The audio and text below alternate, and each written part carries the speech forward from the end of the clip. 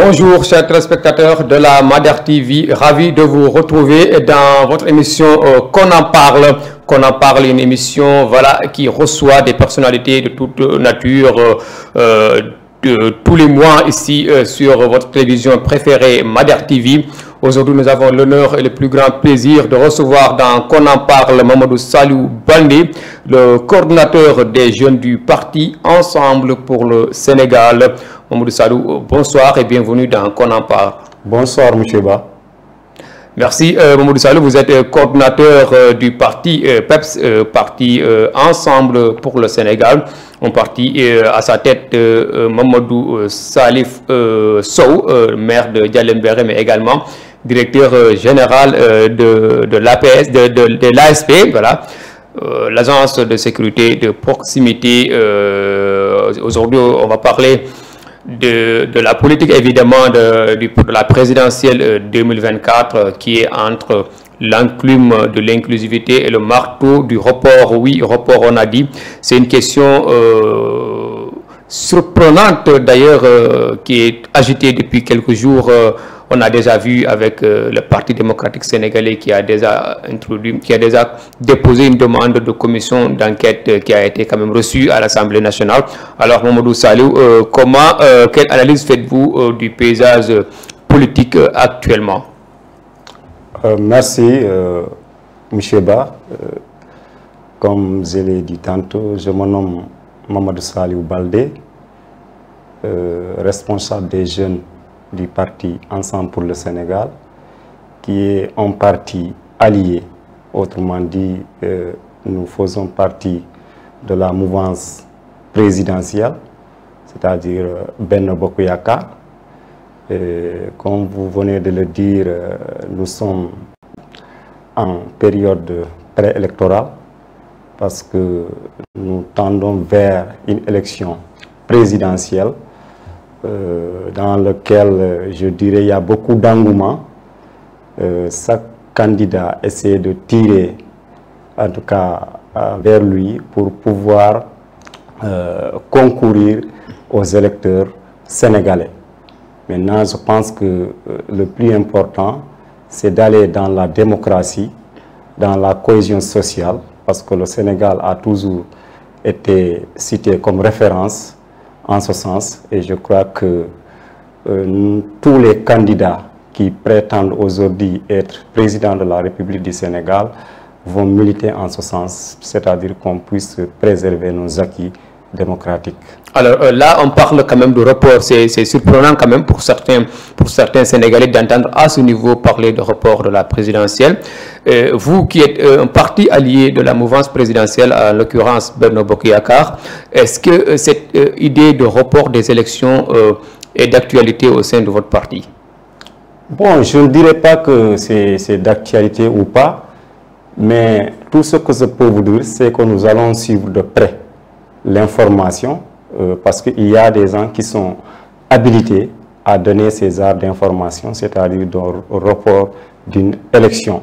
Nous avons une juridiction compétente qui est là, qui est en train de superviser le processus électoral. Donc, vous avez même constaté, lorsqu'un groupe d'opposants, si je peux m'exprimer ainsi, ont saisi le président de la République en ce sens, la réponse du président Macky Sall est que, comment dirais-je, la décision du Conseil constitutionnel n'est pas susceptible à un recours. Ce qui veut dire qu'elle a la dernière décision. Mais cependant, le président de la République les a fait savoir aussi qu'il est ouvert au dialogue, parce que le Sénégal est connu en ce sens. Nous avons toujours été un pays exemplaire qui a dialogué, et jusque-là, c'est la démocratie qui a triomphé dans notre cher Sénégal. Alors, au regard de ce qui s'est passé depuis le début de ce processus électoral dont vous faites allusion, notamment le contrôle des dossiers de candidature, en passant par le contrôle, en commençant d'ailleurs par le contrôle des parrainages, où quand il y a eu tout un tollé sur cette question-là, des candidats, ils sont nombreux à se plaigner quand même de ce processus de contrôle des parrains, également des dossiers de candidature. À votre niveau, est-ce que vous pensez que toutes les conditions étaient quand même réunies pour une transparence de ce processus? Effectivement, je répondrai oui. Parce que vous savez, le Sénégal, je l'ai souligné tantôt, c'est un pays démocratique. Et nous avons des institutions fortes. Et ces institutions, aujourd'hui, je pense qu'ils peuvent être cités en exemple. Et donc, dans un pays démocratique, dans une élection, il y a des critères à remplir pour prétendre être président de la République. Et je pense que ces critères n'ont pas été actés au hasard, mais c'est au cours d'un long processus de discussion, d'échange avec les juridictions compétentes, comme je l'ai dit, le Conseil constitutionnel qui a le dernier mot, que ces critères ont été établis. Maintenant, toute personne qui remplit ces critères, je pense qu'il n'y a pas quelque chose qui pourra vous empêcher, en tout cas, de prétendre aux électeurs sénégalais, c'est-à-dire d'être président de la République.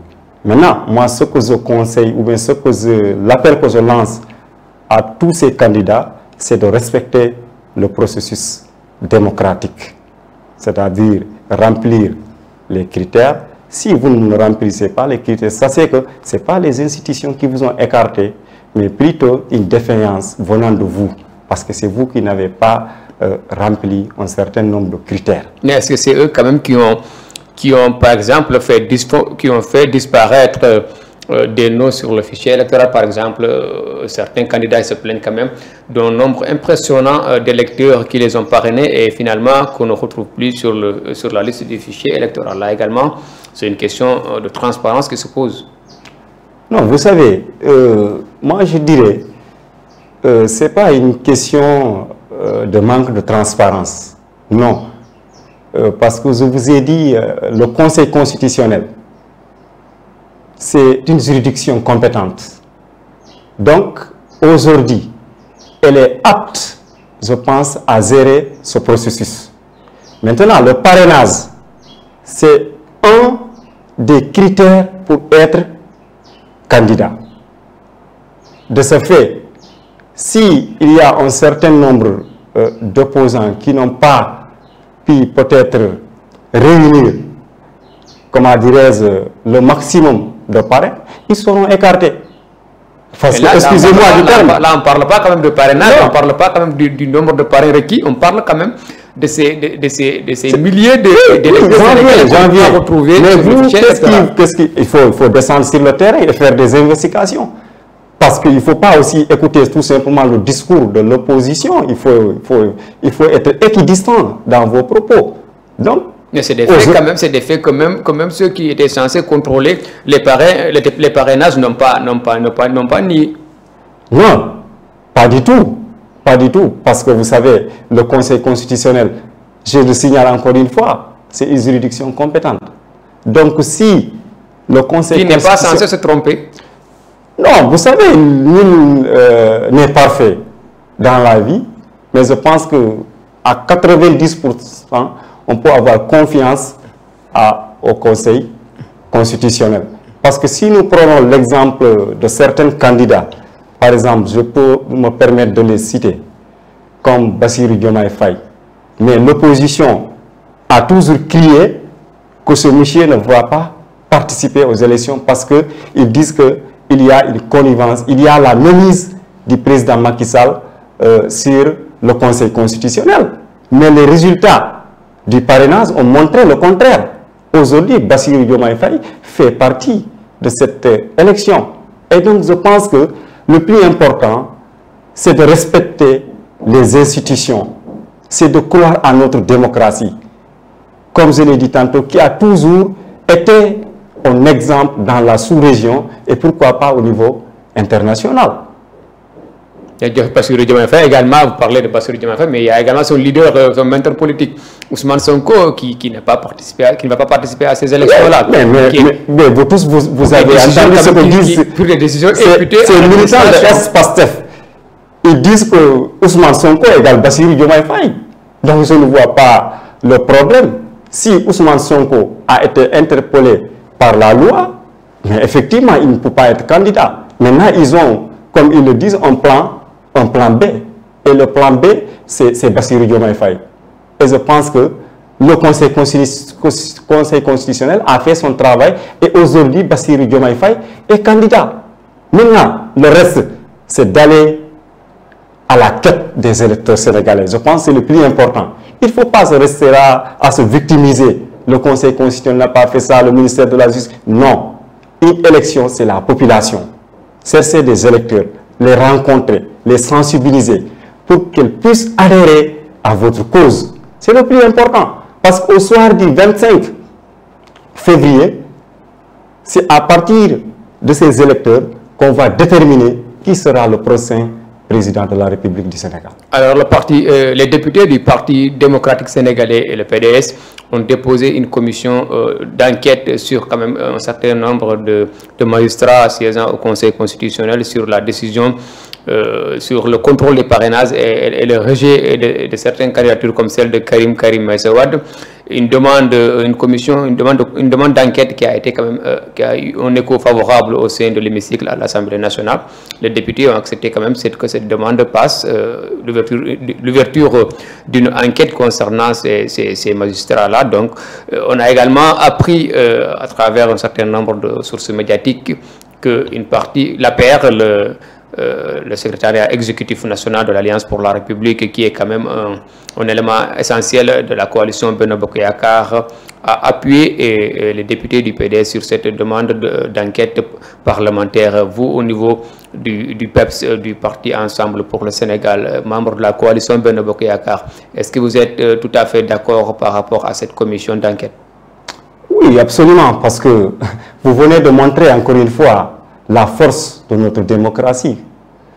Parce que si aujourd'hui l'opposition formule une demande et que cette demande est appuyée même par la mouvance présidentielle, comme vous le dites, par les députés, et je pense que c'est logique aujourd'hui de dire que le Sénégal est un exemple en matière de démocratie. Est-ce que cette majorité-là, vous n'êtes pas encore en train de concocter un plan pour essayer de repousser ces élections?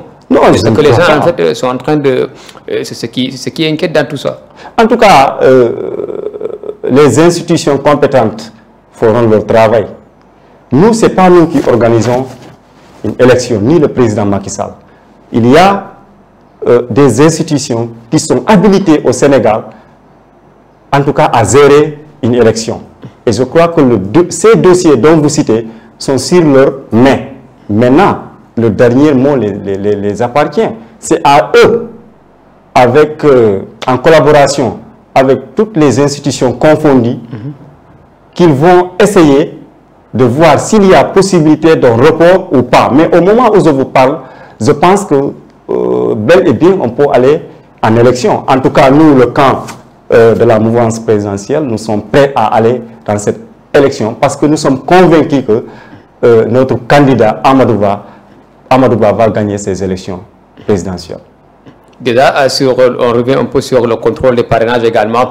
Votre coalition Benno Bokk Yakaar, vous avez annoncé un nombre impressionnant de parrains qui vous ont parrainé et qui ont parrainé la candidature d'Amadou Ba. Vous avez annoncé, si je ne me trompe sur le chiffre, 4 millions de parrains et finalement, brusquement, vous allez au niveau du contrôle des parrainages, c'est les parlementaires, c'est les élus locaux, quand même, vous allez dire, qui ont finalement porté leur signature sur la candidature d'Amadou Ba. Comment expliquez-vous un peu ce revirement-là? Vous êtes sur le terrain, vous collectez plus de 4 millions de parrains, subitement, c'est le parrainage des élus locaux qui vont passer la candidature d'Amadou Ba.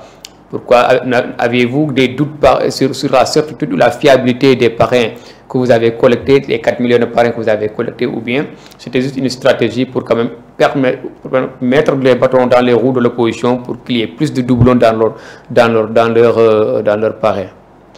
Non, ce n'est pas du tout ça. Le parrainage a été un critère de sélection. Parce que vous avez quand même, vous avez les députés, vous avez des élus de compte, mais vous avez préféré descendre sur le terrain, collecter 4 millions de parrains, et finalement, ça n'a pas servi à grand chose. Vous conviendrez avec moi aujourd'hui, M. Ba, vous conviendrez avec moi que le parrainage est un bon système. C'est un bon système. Parce que vous tous, vous-même, vous savez, il y avait combien de candidats dans ce pays-là. Et si on n'avait pas le système du parrainage, est-ce qu'on pouvait même organiser une élection au Sénégal? Parce que tout un chacun allait se lever par-ci, par-là, dire que je suis candidat. Heureusement, le parrainage est un mode de rationalisation des candidatures. Et donc, comme vous le dites, c'était une option. Parce que nous, on n'était pas obligés de se fier au parrainage pour passer. Puisque nous avons déjà nos élus, comme vous le dites, et ça, c'est une force quand même. Ça montre encore une fois que la mouvance présidentielle aujourd'hui est une force dans le pays. Parce que si vous parvenez à avoir des élus locaux, parce que minimum, il faut avoir 120, n'est-ce pas? Donc, si on a réuni cela, cela montre que nous avons fait le maillage du territoire national. Et donc, c'est pour ce faire, nous avons pris l'option, parce que c'est une option. C'est-à-dire, on n'était pas obligé de prendre le parrainage. Non, on n'était pas obligé de se focaliser sur le parrainage. Du moment où on peut prendre aussi nos élus. Parce que c'est ça le parrainage, soit par les élus ou bien par, comment dire, il y avait trois possibilités en fait, soit le citoyen qui parraine, l'électeur qui parraine. Parrainage des électeurs, d'ailleurs, on parle de parrainage des électeurs, pas parrainage citoyen, puisque ce n'est pas n'importe quel citoyen qui peut parrainer. Mais ça, c'est notre débat. Il y avait quand même la possibilité du parrainage parlementaire avec les députés, avec le parrainage des élus également, les maires et les conseillers. Absolument. Voilà. Donc, mais finalement, vous qui aviez 4 millions de parrains quand même, subitement, vous étiez tout ça dans la poubelle. Attention, à la poubelle, et vous revenez prendre le parrainage. On n'a pas voté du tout aux poubelles. Et finalement, vous avez amené plutôt, je reviens encore sur mes mots. Monsieur Ba, je reviens sur mes mots. C'était une question d'option. C'est-à-dire de choix. Donc, on était libre de faire notre propre choix. Et le parrainage peut être considéré comme une force, c'est vrai. Mais les élus aussi, c'est une autre force politique. Parce que si nous n'avons pas... Quel est le parti ou bien la coalition aujourd'hui qui a pu passer par le parrainage des élus? Il n'y en a pas.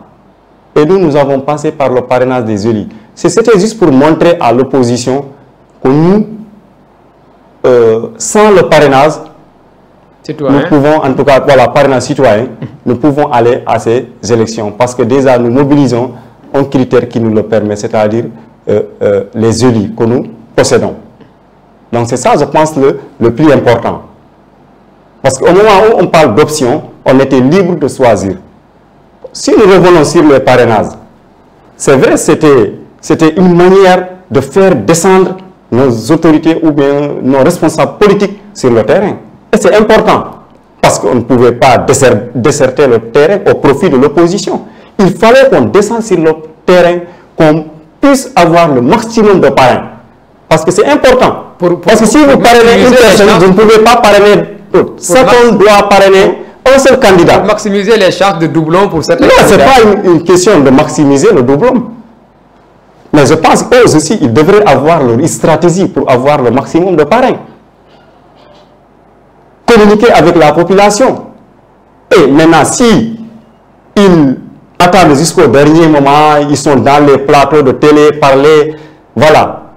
Maintenant, au dernier virage, vous voulez avoir le maximum de parrains. C'est impossible. Il faut gagner, il faut descendre sur le terrain, rencontrer la population. Nous, c'est ce que nous avons privilégié, la politique de proximité. C'est très intéressant.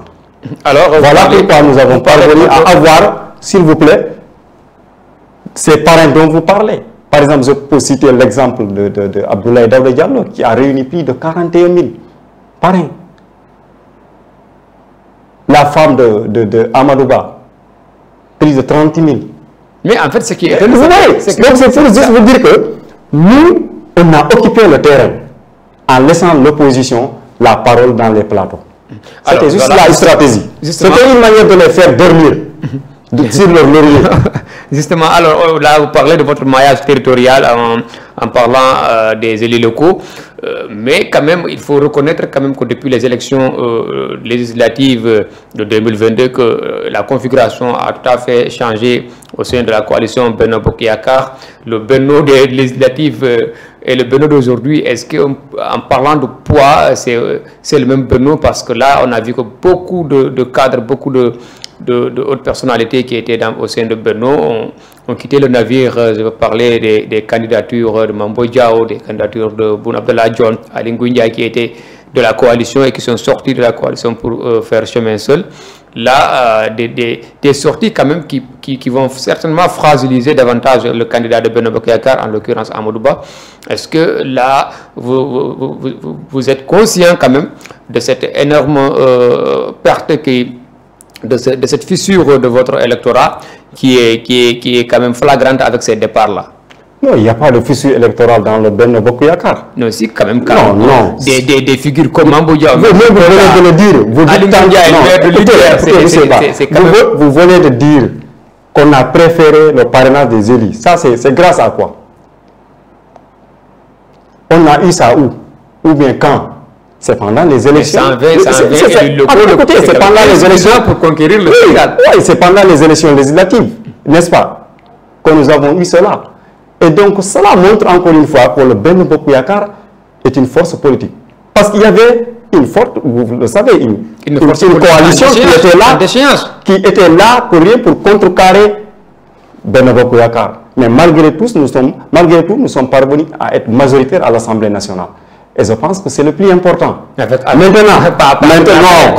êtes-vous devenu avec des ralliements de dernière heure quand même? De toute façon, c'est des gens qui ont incarné la vision de Benno Bokk Yakaar, qui sont venus rallier dans notre coalition. Donc, ce qui veut dire que, pour eux, la coalition Benno Bokk Yakaar peut être considérée comme la plus forte des autres coalitions. C'est en ce sens, je pense qu'ils ont pris l'initiative de venir travailler avec notre coalition. Maintenant, s'il y a des récalcitrants, je dirais, des réticences qui ont pris leur propre initiative de quitter le navire, comme vous le dites, ils sont libres. Mais au moment où nous parlons, nous tous nous savons que Benno Bokk Yakaar reste toujours une coalition forte. Est-ce qu'Amadou Ba fait l'unanimité au sein de cette coalition? Pensez-vous qu'il a quand même les épaules assez larges aujourd'hui pour porter cette coalition? L'unanimité n'existe nulle part. Mais ce qui est sûr, que nous avons la majorité. C'est ça le plus important. Pour répéter par exemple les propos du président Macky Sall, lorsqu'il a été interviewé en France 24, il le disait, il a dit que Amadou Ba a un avantage que les autres n'ont pas. Parce qu'il est en tout cas supporté par une coalition, par une majorité. Donc ça, je dirais, c'est un bonus pour Amadou Ba. Parce que les autres candidats n'ont pas ça. Quoi qu'on puisse dire, aujourd'hui, Benno est dans le pouvoir central. Cela, ce n'est pas quelque chose à négliger. Maintenant, comme je l'ai dit tantôt, s'il y a des gens qui ont quitté, qui sont récalcitrants, qui sont réticents, ils sont partis pour peut-être candidater aux aussi, ils sont libres. Mais ces derniers doivent savoir que certains d'entre eux-mêmes, je ne peux pas nommer de personnes, certains d'entre eux aujourd'hui, s'ils osent même se prétendre candidats, c'est parce qu'ils ont été soutenus par des coalitions fortes qui sont en tout cas issues de Benno Bokk Yakaar. Sinon, ils ne pouvaient pas passer. Ce qui fragilise Benno. Donc, non, ça ne fragilise pas Benno. Nous restons toujours compacts. Parce que nous avons la population. Nous avons, comment dirais-je, des responsables politiques qui sont prêts à mouiller le maillot pour que Amadou Ba triomphe au soir du 25 février. Maintenant, les autres qui ont quitté, comme je l'ai dit, c'est leur engagement personnel. Et cela ne fragilisera jamais le Benno Bokk Yakaar. Mais en politique, quand même, on dit tout très souvent qu'en politique, c'est l'addition qui compte, par la soustraction. Mais dès lors qu'il y a des départs, quand même, vous êtes dans la soustraction. Absolument, c'est l'addition qui compte. Mais quelle soustraction? Ça, il faut se poser aussi la question. Attendez, il y a de ces gens-là s'il vous plaît, il y a de ces gens-là qui ont quitté Ben Bokk Yakaar. Ce n'est pas des gens qui représentent beaucoup de choses. Nous tous, nous le savons. C'est juste qu'ils veulent se montrer, dire que moi aussi je suis là. Mais vous allez le savoir et vous allez le comprendre. Au lendemain du 25 février, c'est ce jour-là que vous allez savoir que ces derniers-là ont candidaté par le simple plaisir de candidater. Mais ils savent pertinemment qu'ils ne seront pas loin. Parce que je vous ai dit tantôt, ces derniers-là, c'est des coalitions de Benno qui les ont élus, certains dans leur localité comme maire. Et aujourd'hui, ils se permettent de dire qu'ils sont candidats. Et alors que je vous signale une chose, ces mêmes personnes-là ont perdu la majorité de leurs alliés dans leur territoire, dans leur localité. Je peux me permettre de citer, comme vous le citez, hein, c'est vous qui le citez, Mambo Diao. Mambo Diao, c'est le maire de Kolda. Oui, c'est le maire de Kolda. Moi, je suis de la région de Kolda. Et je sais ce que je vous parle, parce que moi-même, je faisais partie, comment dirais-je, des commissions, si je peux m'exprimer ainsi, qui ont milité pour que Mambo Diao soit élu, en tout cas maire de Kolda. Il y avait une contribution importante du parti Ensemble pour le Sénégal. Il avait des alliés comme Fabou Ligueye et tant d'autres. Et maintenant, aujourd'hui, il n'est plus avec Fabou Ligueye. Nous tous, nous savons, depuis l'ère Wade jusqu'à nos jours, personne n'a parvenu à renverser Fabou Ligueye dans la commune de Kolda. Et aujourd'hui, ce monsieur-là, il n'est pas avec Mambo, il est avec la coalition Ben Bokk Yakaar. Donc c'est juste pour vous dire que, en résumé, nous n'avons pas peur. Et nous sommes prêts à aller à l'élection présidentielle. Et parce que nous sommes conscients que nous allons remporter. Alors, parlons également de notre sujet, celui quand même du parti Ensemble pour le Sénégal, qui a à sa tête Mamadou Salihou Sow, directeur de l'ASP, agence de sécurité de proximité, qui a été quand même trop contesté au début, à ses débuts à l'ASP quand même, par ces gens qui sont là-bas, qui ont un peu décrié sa gestion à l'ASP. Quelle réponse portez-vous donc à ces critiques? Non, ces derniers-là sont que des détracteurs. Vous savez, ça ne manquera pas dans la politique. Parce que ça qu'on veut tirer vers lui, et voilà. Mais en principe, tous nous savons que Mamadou Salihou Sow, c'est quelqu'un qui est en train d'abattre un excellent travail au sein de l'agence d'assistance à la sécurité de proximité. Il a été nommé, ça ne fait même pas 2 ans, mais depuis lors, il y a beaucoup d'innovations qu'il est en train d'apporter. Et voilà, mais nul aussi n'est parfait. Le retard des salaires que les gens quand même ont connu. Non, moi je ne reviendrai pas beaucoup sur ça parce que vous savez, c'est quelque chose qui n'est pas de mes compétences. Pourquoi je le dis? Parce qu'il y a dans chaque direction, il y a des questions que vous devez répondre, il y a des questions aussi qui sont en tout cas destinées à d'autres personnes. Donc je crois que si vous voulez avoir plus d'informations par rapport à cela, il y a des personnes à interpeller. Mais ce que je pourrais vous dire, c'est que Mamadou Salihou Sow travaille d'arrache-pied pour le bien-être des ASP. C'est là pour relever au plus haut niveau l'agence d'assistance à la sécurité de proximité, qui est une vision du président de la République, Macky Sall, c'est-à-dire favoriser la sécurité de proximité. Parce qu'il faut savoir le contexte dans lequel l'agence a été créée. Voilà, en 2011, nous avions l'attentat du 5 septembre, n'est-ce pas? Donc à partir de là, les pouvoirs publics ont compris qu'il faut changer de paradigme en matière de sécurité publique. C'est-à-dire qu'il faut qu'il y ait une sécurité plus proche des populations qui sera pour les populations et par les populations. Donc, c'est-à-dire les populations sont à la fois sujets et acteurs de leur propre sécurité. C'est en ce sens que cette agence a vu le jour. Alors, pardon, insistement, je veux marquer un peu sur Mamadou Salou Sow, déjà, qui est un responsable politique qui a son parti, qui était au mouvement d'abord avant de devenir parti en 2020 ou 2022, je ne sais pas. Vous allez vous faire la précision, qui est réputé également proche d'Abdoulaye Daouda Diallo, qui est l'ancien président du 16 Conseil économique, social et environnemental. Alors, votre perspective politique, un parti politique quand même, ce n'est pas, sa vocation, c'est de conquérir le pouvoir, ce n'est pas quand même de faire des ralliements politiques. Sa vocation, c'est quand même de conquérir le suffrage des Sénégalais. Vous qui êtes devenu un parti politique, quelle perspective faites-vous de votre parti? Oui, effectivement, vous savez, en politique, ce n'est pas la précipitation. Il faut accepter de grandir. Et nous sommes dans cette dynamisme. Nous avons d'abord créé un mouvement qui a participé activement à la réélection du président Macky Sall en 2019.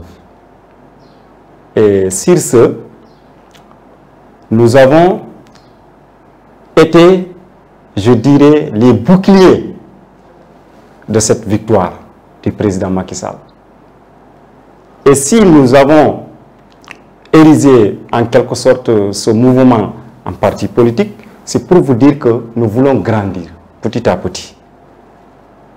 Parce que pour faire le maillage du territoire national, je pense qu'il est plus logique d'avoir un parti politique. C'est dans ce sens que Mamadou Salif Sow a réfléchi avec son staff. Ils ont jugé nécessaire, en tout cas, de mettre le mouvement en parti politique.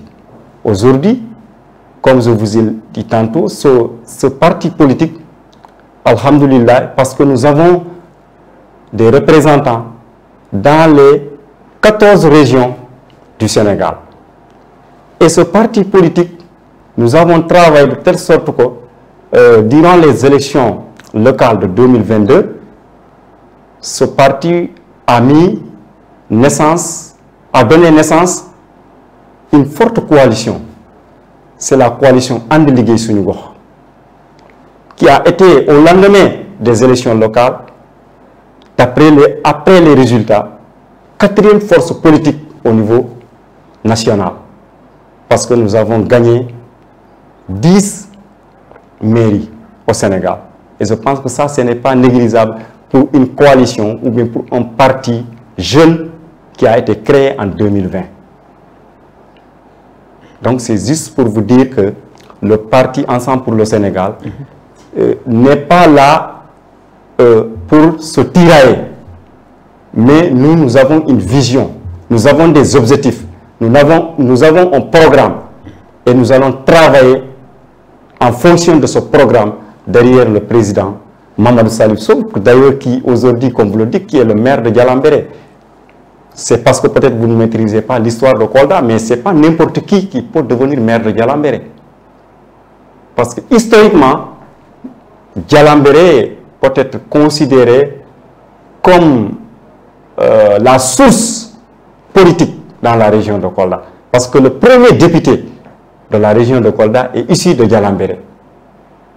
Donc si un jeune comme Mamadou Salif Sow, né dans le village de Nouki, parvient à travailler jusqu'à ce qu'il devienne maire dans cette commune, c'est qu'il a une vision. Sinon, on ne pouvait pas imaginer. Parce qu'il y avait même des gens qui disaient que mais ce monsieur-là, il est en train de rêver. Comment il peut être maire de Dialambéré? Mais aujourd'hui, les résultats ont montré que seul le travail qui paye. Alors, Mamadou Salou Baldé, voilà, on aimerait vraiment continuer le débat, mais là, on est quand même pris par le temps. Je vous laisse quand même le soin de donner votre dernier mot. Voilà, merci M. Ba, merci de m'avoir invité. Je remercie votre staff et tout votre personnel en tout cas, qui est là. Et je voudrais remercier encore une fois tous mes camarades de parti, c'est-à-dire le parti Ensemble pour le Sénégal, surtout la jeunesse, parce qu'aujourd'hui, elle est en train de travailler corps et âme pour que ce parti puisse faire davantage le maillage du territoire national. Donc sur ce, je les encourage, je les dis en tout cas de croire en eux et savoir que voilà, seul le travail qui paye. Et je remercie aussi le président du parti Ensemble pour le Sénégal, Mamadou Salif Sow, qui est un leader qui a une vision, qui aime le Sénégal et qui est prêt à mouiller le maillot pour en tout cas un Sénégal émergent. Merci Mamadou Salou Sow.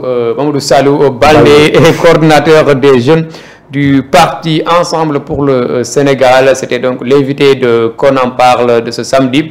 Mesdames et messieurs, merci de l'avoir suivi. Rendez-vous prochainement pour notre numéro de Qu'on en parle. D'ici là, l'information va se poursuivre sur le site www.madarpost.com, mais également sur la chaîne web Madar TV. Vite au rêve, excellente suite des programmes. Merci beaucoup.